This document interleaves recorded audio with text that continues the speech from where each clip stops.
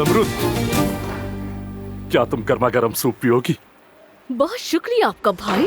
भाई कहने की जरूरत नहीं, बाद में मैं ही काम आऊंगा। जमरुद, लगता है तुम्हारा मूड फिर से खराब है। चेहरे से साफ नजर आ रहा है। थक गई हूँ कुलसुम, थक चुकी हूँ मैं। मेरा घर पागल खाने जैसा है। पहले ही इतनी मुसीबतें हैं घर में, और उसके बाद ये वहाब जैसी घटिया चीज यहाँ है। उसके बाद कैंटीन का सारा काम मैं ही करूँ, बर्तन धोऊं, यहाँ की सफाइयाँ करूँ। मैं थक चुकी हूँ। मुंह से बोलो, ये आंखों के इशारे मुझे समझ नहीं आते। आदिल साहब,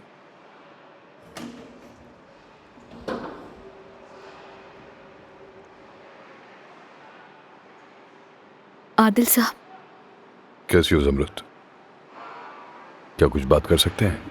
जी बिल्कुल।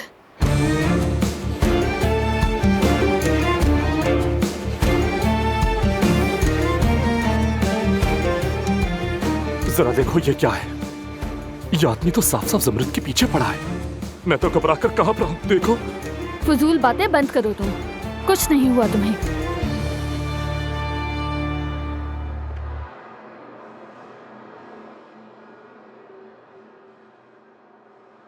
जमरुद, कैसी हो?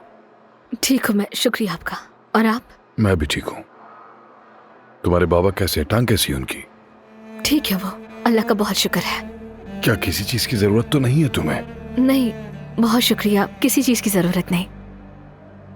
जमरुद, मैं किसी किस्म का दबाव तो नहीं डालना चाहता, लेकिन तुम आराम से फैसला करना।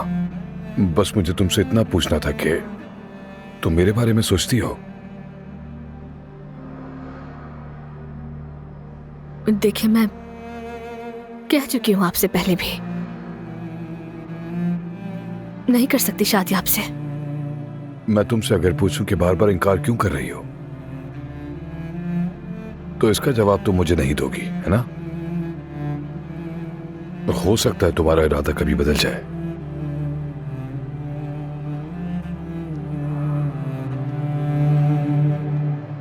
कसम से मेरा दिल चाहता है कि तुम्हें झंझोड़ डालूं। आखिर क्यों नहीं मान लेती आदिल साहब की बात? खामोश हो जा कुलसुम, मैं उनसे कितनी बार कह चुकी हूँ, और इस पे बात करके कुछ नहीं बदलेगा। अगर तुम किसी सफेद घोड़े वाली शहजादे का इंतजार करी हो तो वो तो आने से रहा।